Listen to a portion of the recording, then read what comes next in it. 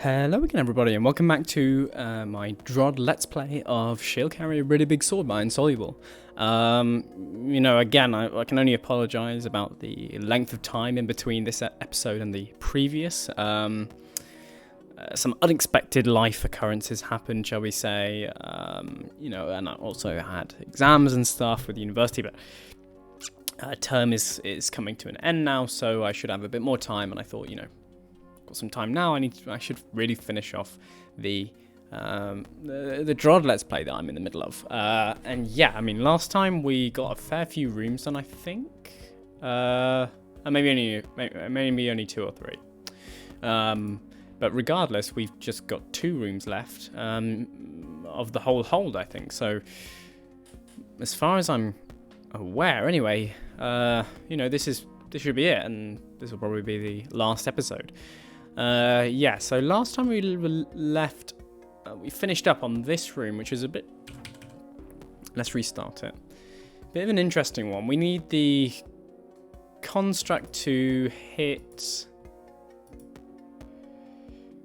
Yeah, we need the construct to hit all of these plates, to step on all of these plates. And then have stepped off, of course.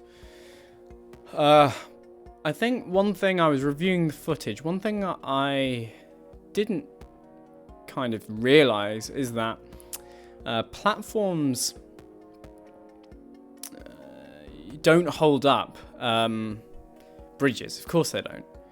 So where a trapdoor holds up this bridge because there are trapdoors orthogonally adjacent to the bridge tile, if the platform is orthogonally adjacent to a bridge tile, the bridge tile will still fall in the event of, its other moorings, if you like, falling also.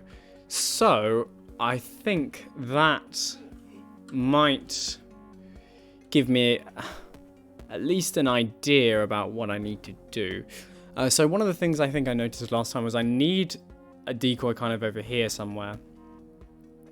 First of all, so let's do something like this. I think will work. And then so if I have that, then let's just grab both of these. If I have that, then I think if the decoy is like this, then when so that's what I want, is the construct comes over here and then we'll step here and then that will drop the decoy here, which is what I want. And then I need, so then I want a path something like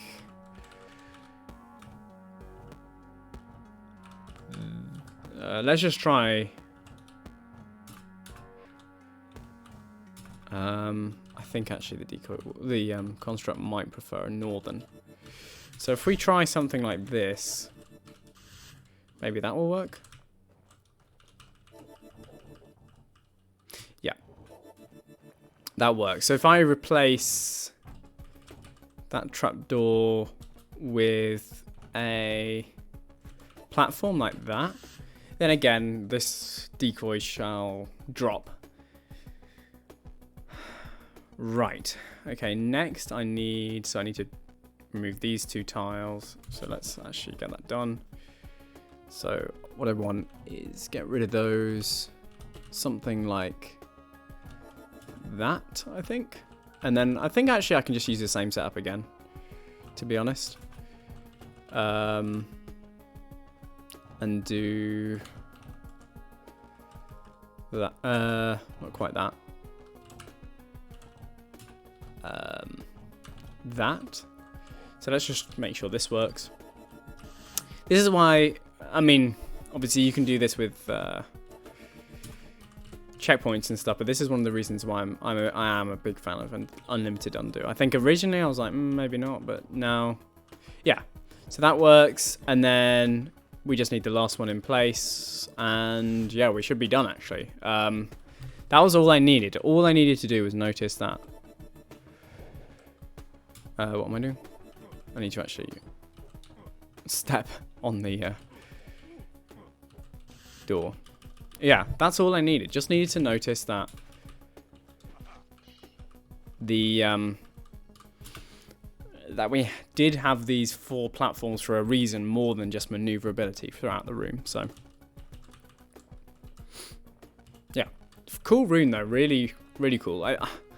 I think constructs often they're not used amazingly. If you think, I mean, if you just think to the some of those rooms in Construct Warehouse, but they're really a very unique element or monster in that, you know, they have the smart beelining, and I think it's called smart, I'm not sure, but anyway, the one where they can step around a one tile obstacle anyway, and they have this unique ability to drop trapdoors, which leads to some really cool puzzles, and I've used them in the past, but I think Insoluble used them very, very well in this level and in the brain level as well. So yeah, what's going on here?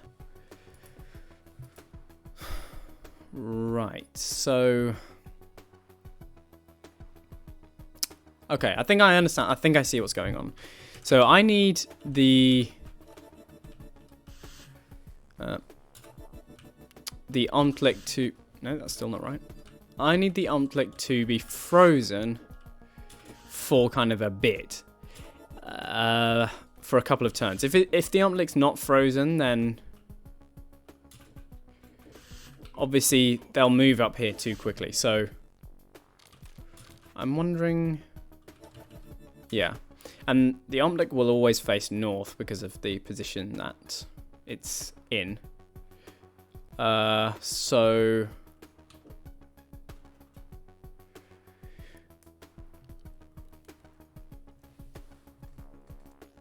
yeah, I think I need the construct to do a little dance around one of the... I mean, to be honest, do I even need... Do I even need the other decoy? If I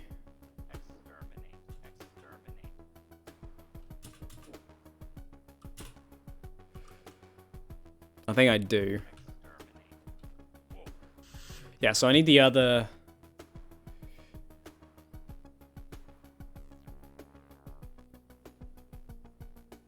decoy to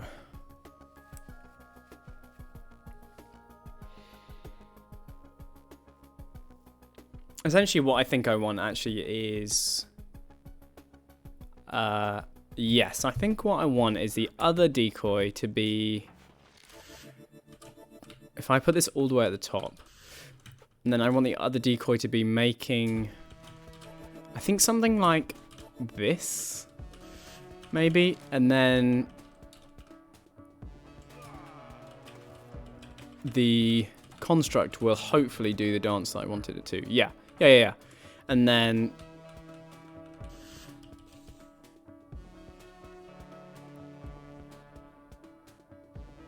on the eastern half of the room instead.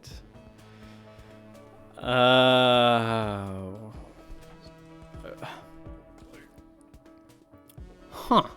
Okay, well, let's just clear this one.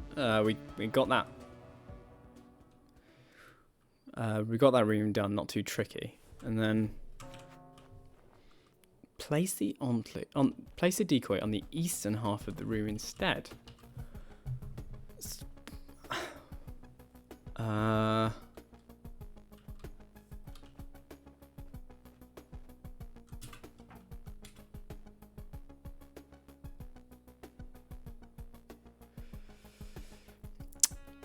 Ooh, I think I can do something like...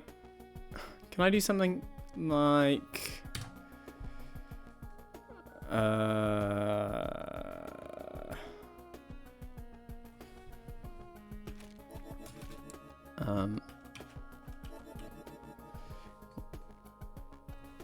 Is it here? Can I do something like this? Is this what it wants? Yeah, I think so. I mean, it's this...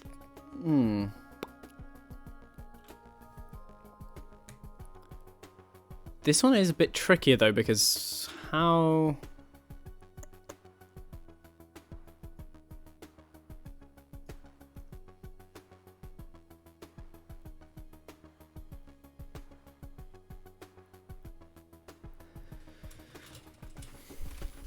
How else am I gonna get the...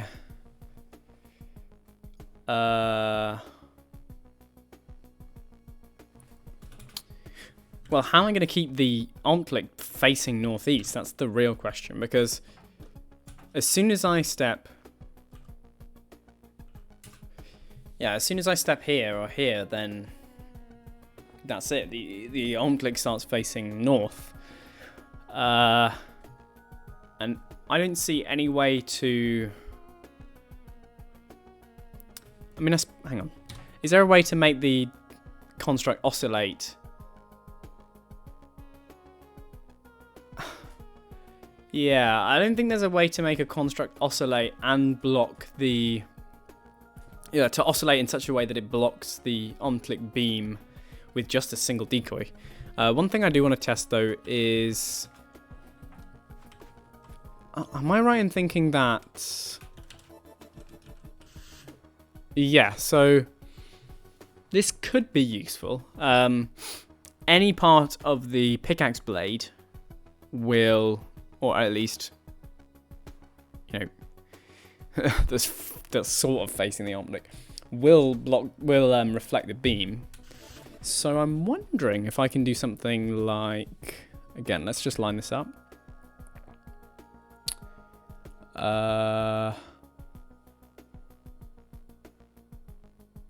Right, so it's in line with where this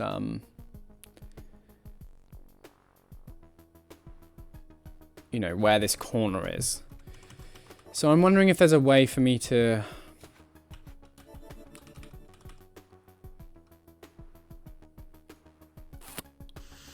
use that.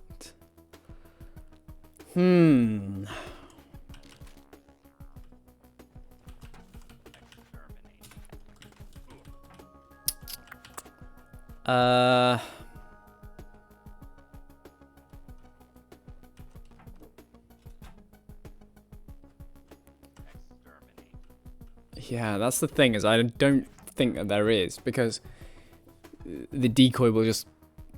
sorry, the construct will just want to go around the decoy. And if I have the decoy, say, here, then... well, that doesn't even work, because the pickaxe isn't in line. But if I have the decoy here... Then, I mean, how many turns do I need it to be delayed for? That's the question. Because what I could do is, if I...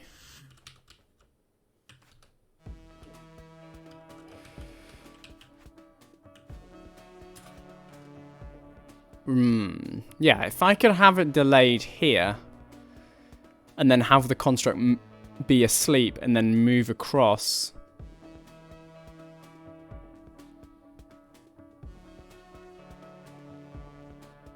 Could that work? I mean, but I thought I'd basically tried that idea.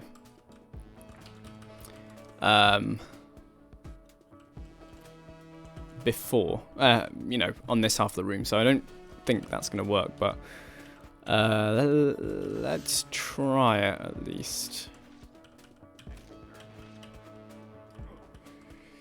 So I think, yeah, so that happens, and then where's the decoy? So the construct does need to be one.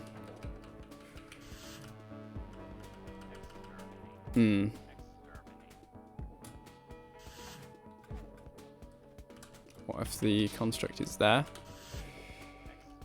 Yeah, okay.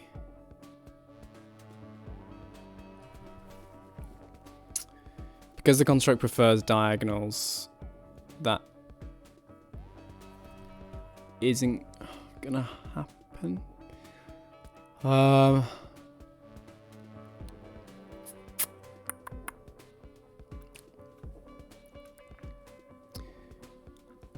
Yeah, all I need is for the construct. The reason this could work on this side is because when the on-click steps in further north, it kind of disaligns itself with the pickaxe, whereas here it's always in line. So this technique could work on this side. I just need to set it up in such a way that the construct will actually, you know, step in between the beam.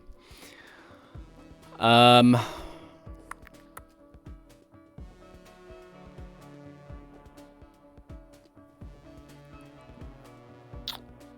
just wondering, I think constructs will do what? I think that they will... Yeah, they're not acting like a brained monster, so they will move diagonally instead of orthogonally. If this construct was brained, I think, then it would move 2 steps to the east and then move northeast. But obviously it's not.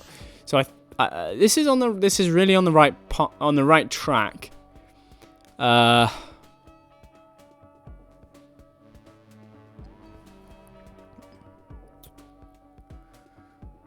I'm just wondering.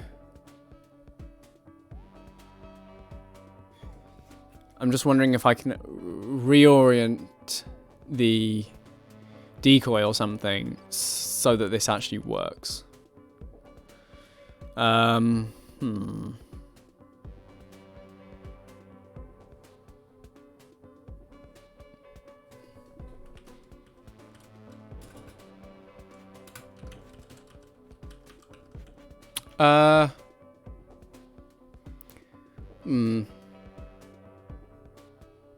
Actually, what if I had the decoy instead of having the construct break the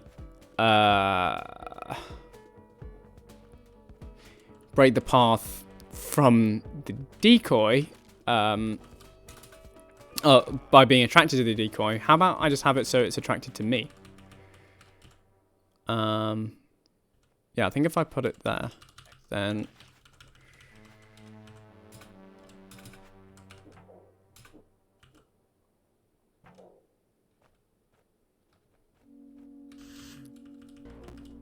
there we go.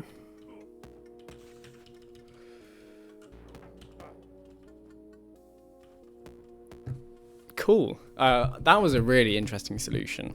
I preferred that one over the kind of, I guess, the quote-unquote non-challenge solution. That was really interesting. Yeah. And I think that is it, actually. So this is going to be a short episode. We're only 20 minutes in, but, you know, I'll do a bit of a debrief if that truly is it.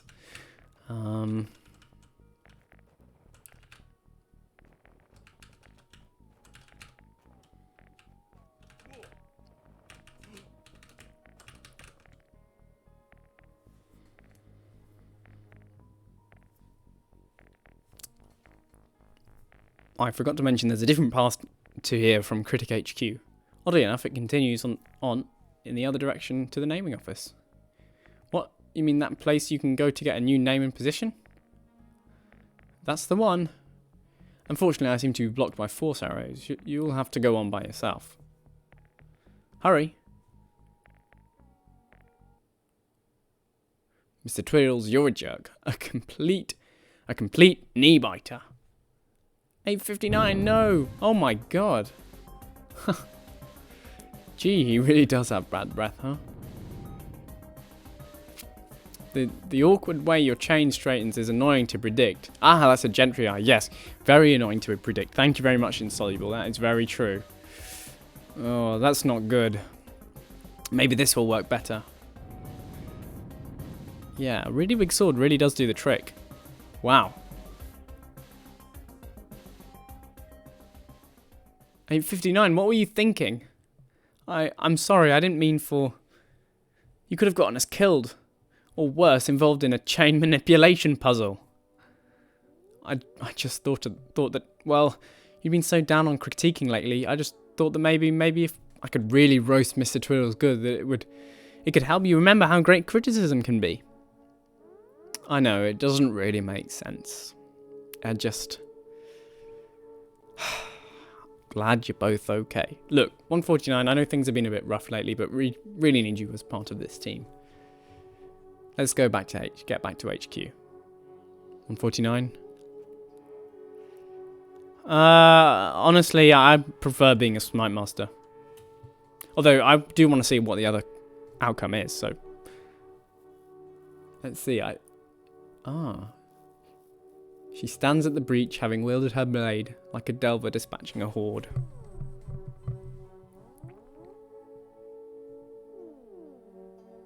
She comes to the edge and faces, it seems, a decision that can't be ignored.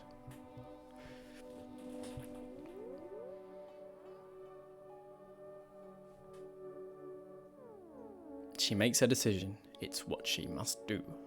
And... this is really cool. I don't know how Insoluble, managed to do this kind of, not quite animation, but, more of a video than anything else in DROD. I mean, there we go. Hold totals. Took me 6.5 hours.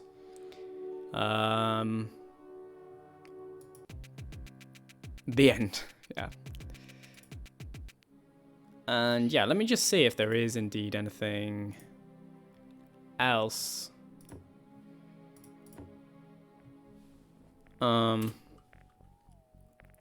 Something different happens when she goes to do criticism as opposed to smite mitery.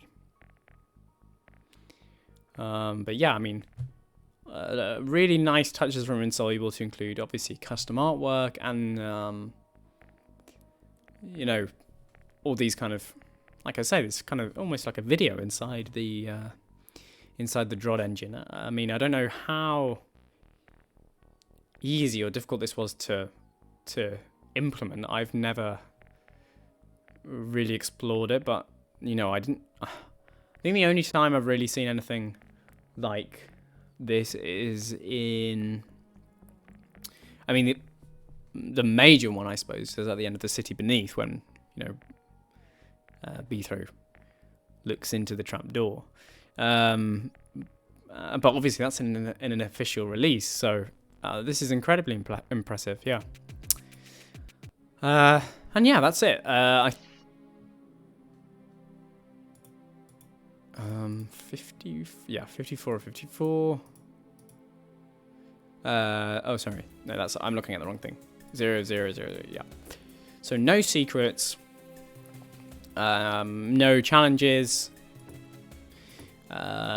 Just some really solid rooms. Difficulty-wise, there was nothing that I really got stuck on, for a long time. I think this level was probably the most difficult, mainly because, dealing with brained path mapping and stuff is one of those things which is considered to be pretty arcane, along with sort of serpent manipulation, amongst other things, but it's one of those things which does tip the scale a bit, and this was probably, 7 brains or so, 7.5 brains maybe. But to be honest, difficulty-wise, it was really reasonable across the board in terms of execution difficulty. I felt was kept really to a minimum. There are no horde rooms here. There are no magic move sequence rooms. It's just, it's just really solid linchpin puzzles, to be honest. I think the KDD level, really good introduction. This room's a bit trickier, but not really. And then I like how it was fairly thematically consistent. Obviously, you're using a stick throughout, and kind of the weapon is consistent throughout each. Oh, you're not using a stick. You're swordless here, but you're using the same weapon throughout the whole level. But particularly these 4 rooms, I think kind of stood out in this level, sort of to do with movement order and, or not necessarily movement order, but preferences and stuff like that. And that's the sort of thing which I do enjoy, and so these 4 rooms stood out. I wasn't a big fan of this one. This one was a bit nothingy, but this one was fun, and the secret room was, or the fake secret room, the secret room, quote-unquote secret room, was also pretty fun as well. This level was much shorter, and I think this room, the other 2 rooms were, they were okay, but nothing special. But this room was really fun, particularly the challenge, which I did manage to get. I think I looked on the forum, and you can actually spare multiple trapdoors. Interestingly enough, this level was probably my least favorite, mainly because I think just mainly because there was only, the thing is with a dagger is it's not actually very useful, I don't think, in terms of the number of interactions you have when you are equipped with a dagger is very limited in comparison to something like, well, any other of the non-really big sword weapons.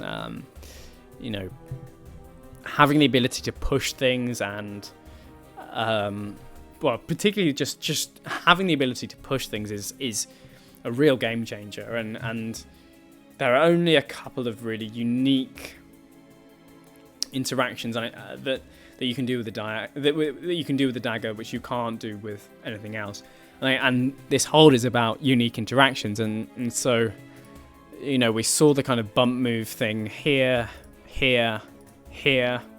and possibly other areas in this level as well that I'm not remembering, and here as well, I think, and here. Nothing wrong with that. It's just that you can't really build anything. You can't build as much variety using the dagger as you can with, say, a stick or even swordless. But for what it is, it's pretty decent. It's just, I think Insoluble was kind of limited by the constraint which he'd put on himself, which was just to use the dagger as a dagger. I would have preferred maybe a shorter level like this one and maybe done a bit more with the stick, but that's just my preference. This was still a solid level. Grumbling at the Evil Brains, Gate B. This was a very, very good level. These last two levels for me were really strong. This one's just 7 rooms, but took me the longest, I think, because the difficulty was pretty tough at some points here, but really fun. This theme of brains and exploring brain path mapping is something which I've done in my holds and that I just love to experiment with, and that's one of my favorite things to really explore. And this has inspired a number of rooms in a hold an upcoming hold of mine, which you can find in architecture at the moment, and it does need some testing. So I would be very grateful if anyone sees this and goes and does some testing on that. But no, this was a really fun level, and this last level as well. This one felt pretty thematically compact, but the rooms here were really, really strong. And I didn't really feel, excuse me, although a lot of these rooms did involve knowing construct movement and the kind of the way that arms clicks will step around decoys and stuff and oscillate in a pattern, it didn't feel repetitive in the way that the TCB level did. This one I really enjoyed this level, and some really fun and interesting rooms. Exploring the possibilities of what you can do and what you can set up to achieve a particular goal is again, you know, Insoluble and I, although Insoluble hasn't been around for a while, I hope he's doing okay, but we were working on a collaboration hold for a time, and I think that's because the type of puzzles we enjoy making and playing are pretty similar, and you know, this type of level where you have to, you know, to set up a particular. Well, you have to set something up so that you get a particular outcome is something I really enjoy, and this was an excellent level as well. So overall, I mean, difficulty-wise, it ranged from sort of a 6 up to, I'd say, a 7 or a 7.5 at most, but you know, not more than that. Definitely, it was reasonable throughout the board. There was nothing which I was totally stumped on, like I have been in some higher difficulty holds. And in terms of quality as well, this is so fun and such a fun hold, such good rooms, very polished. You've got a nice story to go with it, custom artwork. I mean, you can't really ask for much more out of a hold, really. Like I said, my only criticism is that I wasn't a big fan of this level, but to be honest, that's just personal preference, and everything else is so strong that I don't really mind that.